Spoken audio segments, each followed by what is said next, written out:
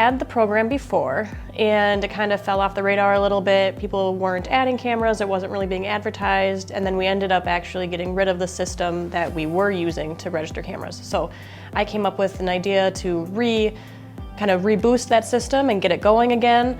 So we started collecting data and I created a survey, and basically how it helps is just one more tool in our toolbox for officers to kind of review and see where in our city boundaries we have cameras and where people are willing to help us and share information. We still have officers going out and canvassing after an incident, but it's always nice to be able to have a map to look at and say, hey, this guy has a camera and maybe it's close by to an incident, and then we can look for evidence from there. To sign up to participate is super, super easy. You just go to our website, there's a link, and all it is just your name, your address, and then you can select how many cameras you have and just a general, are they in the front yard, backyard, north, south, that type of stuff, and then you're done.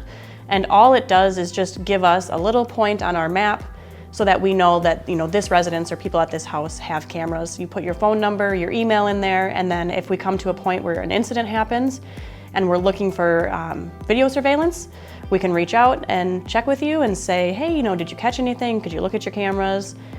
And it's that easy. And hopefully the goal is that it helps solve more crimes and just kind of keep the community safer. A lot of these crimes, if they're property crimes, somebody's car gets broken into, maybe a house gets burglarized, something like that happens, there's not a lot to go on unless somebody saw something, and oftentimes that's happening at night, everybody's asleep, and the only things that are going to catch it is a camera. And so it's always super helpful if we have some video surveillance to go back on and something to compare to.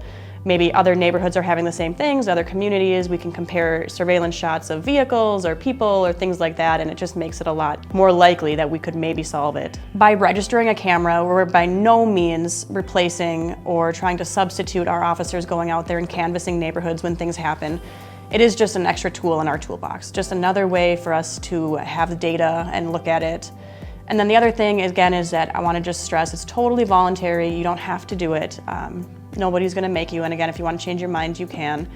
And the last touch is that when you register your camera, again, by no means do we have access to any of your footage. It's just simply putting a dot on a map saying that there's cameras at this residence. People can go to blainemn.gov, and if that's our main city webpage, there'll be a search box, and you can just type in camera registration or camera registry, and then take you right to the page, and there's a button that says register a camera, and you click there, and it's super easy.